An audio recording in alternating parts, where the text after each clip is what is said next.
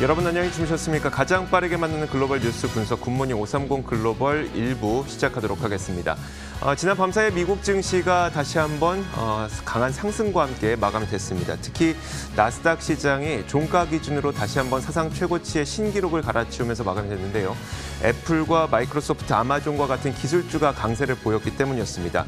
물론 시장 상황이 마냥 좋았던 것만은 아니었습니다. 코로나19 확진자 수가 미국 내에서만 거의 6만 명을 돌파할 정도로 미국의 확진자 수 급증세가 이어지고 있다 보니까 당연히 이 몇몇 주에서는 확진자가 급증하는 주에서는 경제 재개가 좀 둔화되고 있는 모습도 나타났고요. 자, 그러다 보니 이날도 항공주 등을 비롯해서 리오프닝 관련 주들은 좀 부진한 모습을 보였고요. 반대로 언택트와 관련된 기술주들이 모여있는 이 기술주의 강세가 나타나게 된 겁니다.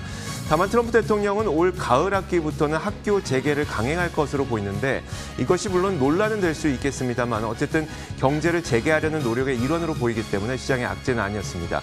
자, 여러 가지 요인들이 있었는데요. 시장의 심리는 전반적으로 나쁘지 않았습니다. 어떤 일들이 있었는지 지금부터 정리해드리도록 하겠습니다.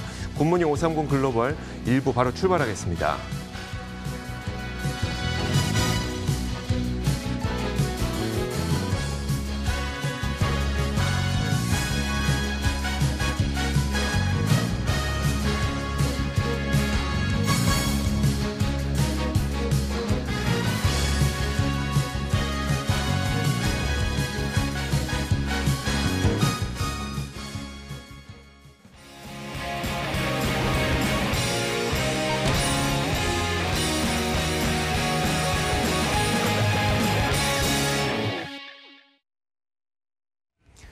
네, 미국 증시의 마감 동향부터 확인해 보도록 하겠습니다. 클로징 벨 나옵니다. 장혜진 앵커 3대 지수가 어떻게 마감됐는지 정리해 볼까요? 네, 현지 시간 8일 미국 3대 지수는 일제히 상승하면서 문을 닫았습니다. 코로나19의 가파른 재확산에도 불구하고 애플과 마이크로소프트 등 주요 기술 기업들이 강세를 보이면서 상승 탄력을 받은 것으로 보이는데요. 나스닥 지수가 종가 기준으로 또 한 번 사상 최고치를 경신하면서 마감을 했고요. 애플이 특히 이날 도이체방크의 목표 주가 상향에 힘입어서 신고가를 기록하면서 지수 상승을 이끌었습니다. 먼저 미국의 코로나19 상황을 업데이트해 드리자면 미국 내 코로나19 일일 신규 확진자가 6만 명을 넘어서는 등 상황은 점점 더 심각해지고 있습니다. 플로리다나 텍사스 일부 지역에서는 중환자실 병실이 한도치에 근접하고 있다라는 우려도 제기되는데요. 경제 재개를 미루거나 또 한 번 봉쇄 조치를 내리는 지역이 늘어나면서 경제 회복이 더딜 것이라는 전망도 나오고 있습니다.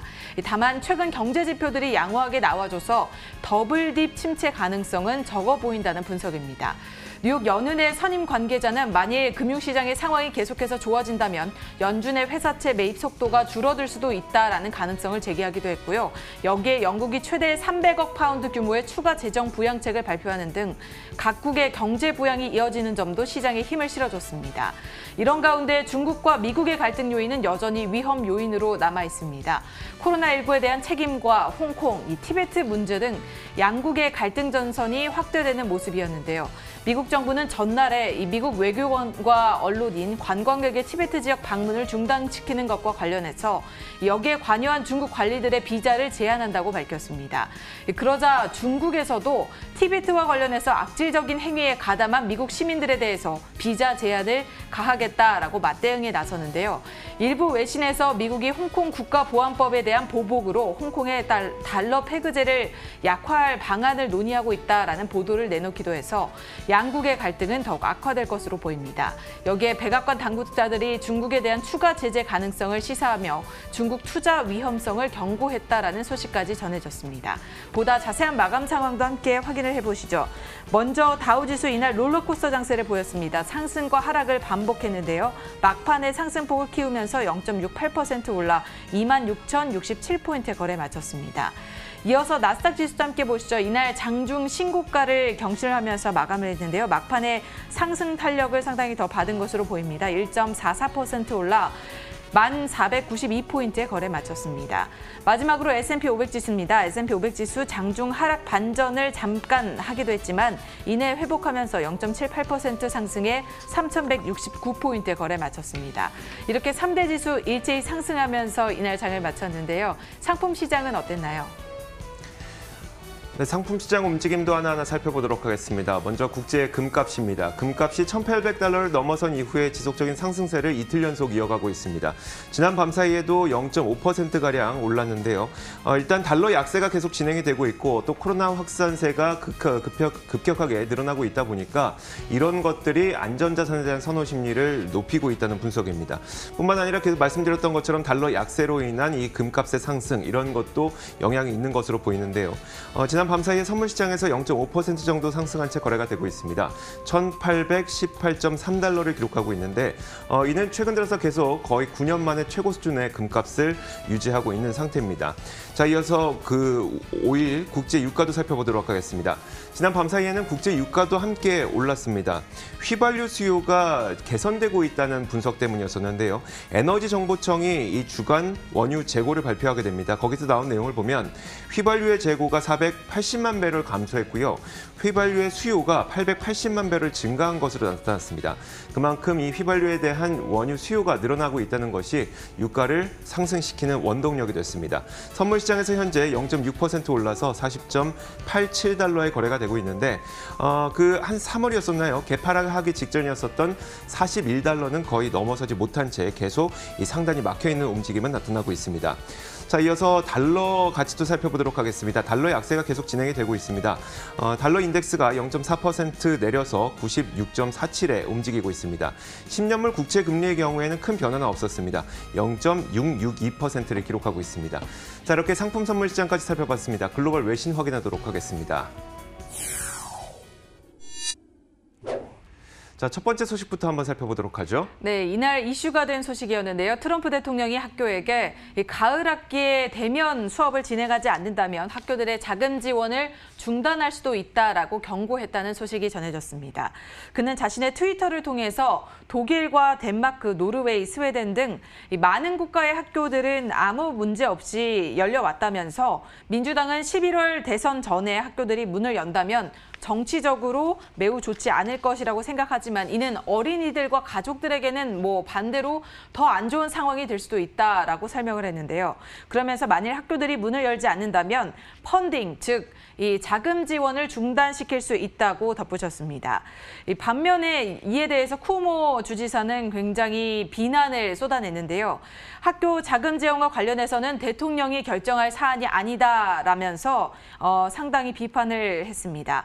그는 매우 격양된 어투로 학교들이 다시 문을 여는 것은 주정부의 결정이며 대통령의 권한이 아니다라고 주장했는데요. 그는 미국 대통령에게 결정 권한이 없다면서 상황이 안전하다고 판단될 시에는 주정부에서 이를 결정해서 지시를 내리겠다라고 설명을 했습니다.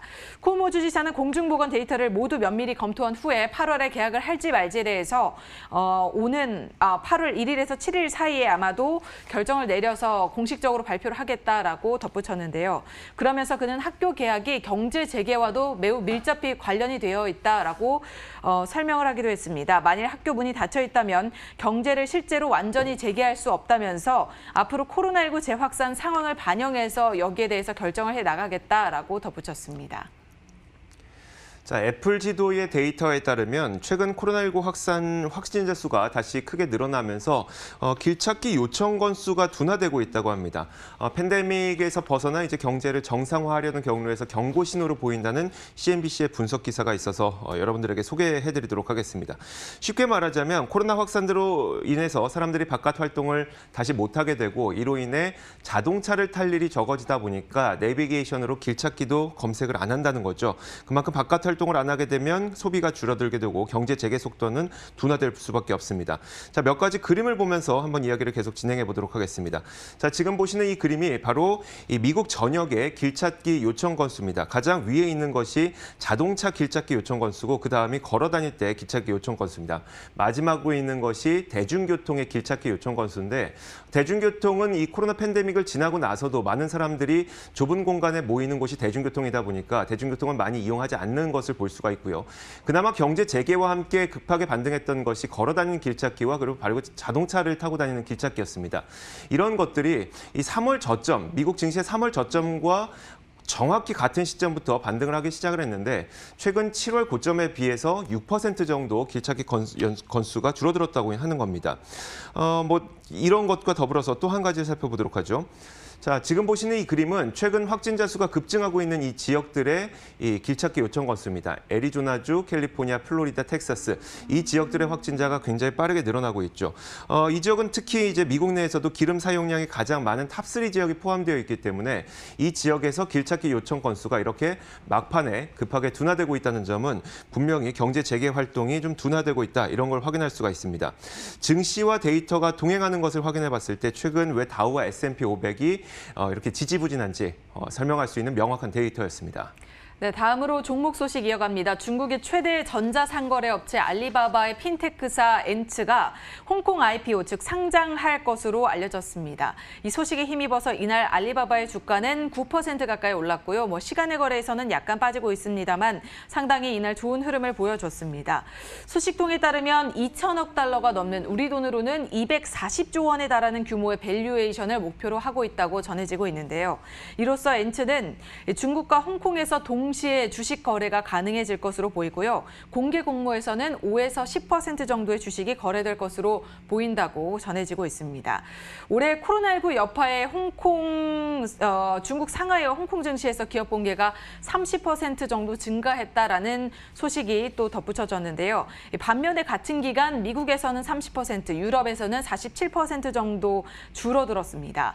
코로나19의 여파로 전 세계 증시가 급락하면서 상장을 준비했던 기업들이 IPO 시기를 미뤘기 때문인데요. 그러나 중국에서는 코로나19를 워낙 시기적으로 일찍 겪고 나서 회복을 좀 더 빨리 했기 때문에 기업들이 IPO에 더 빠른 시기에 나설 수 있는 것으로 보인다는 분석입니다.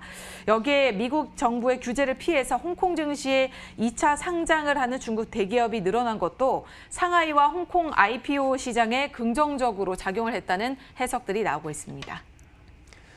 자, 종목 이야기 한 가지 해보도록 하겠습니다. 바로 바이오젠인데요. 바이오젠이 아두카누맙을 FDA에 치매 치료제로 승인 허가 신청을 냈다는 소식과 함께 지난 밤 사이에 바이오젠의 주가는 크게 올랐습니다. 4% 넘게 급등했는데요. 자, 바이오젠은 일본계 제약회사 에자이와 함께 아두카누맙을 치매 치료제로 개발해왔습니다. 알츠하이머로 인한 경증, 인지 장애를 치료하기 위한 목적으로 지금 개발을 진행하고 있었는데요. 현재 알츠하이머 치료제는 존재하지가 않죠. 그러다 보니까 만약에 이것이 승인된다면 최초의 알츠하이머 치료제가 되는 겁니다. 작년에 사실 바이오젠은 이 아두카누맙에 대한 임상 3상을 진행한다고 밝힌 바가 있었습니다. 자, 그런데 당시 임상 결과가 썩 성공적이지 못했고 안전상의 이유는 아니었지만 어쨌든 그 임상을 중단했습니다. 하지만 그러다가 2019년 10월에 바이오젠은 임상 중단 결정을 취소해서 다시 임상에 돌입하게 되는데 새로운 연구 결과를 보니까 이 약물을 고용량으로 섭취를 했을 경우에는 상당한 효과가 있을 것이라는 데이터가 나왔기 때문입니다. 고용량 요법으로 임상 재개를 선언한 지 이제 9개월이 됐는데 9개월 만에 다시 FDA에 승인 신청을 낸 겁니다. 자, 바이오젠 CEO는 알츠하이머는 인류 복원의 가장 큰 도전이라면서 이 아두카누맙은 FDA 승인 신청한 첫 번째 치료제라고 설명을 했는데 현재 알츠하이머 치료제를 경쟁적으로 개발하고 있는 곳이 또 있습니다. 일라이 릴리라고 하는 기업이고요. 이들은 솔라네주맙이라는 치료제를 이용해서 개발하고 있는데 국내에도 관련주들이 있기 때문에 과연 오늘 국내 시장에서 어떻게 움직일지도 주목해보는 것도 좋을 것 같습니다. 자, 이렇게 글로벌 뉴스 살펴봤고요. 맨하튼 나우 이어가도록 하겠습니다.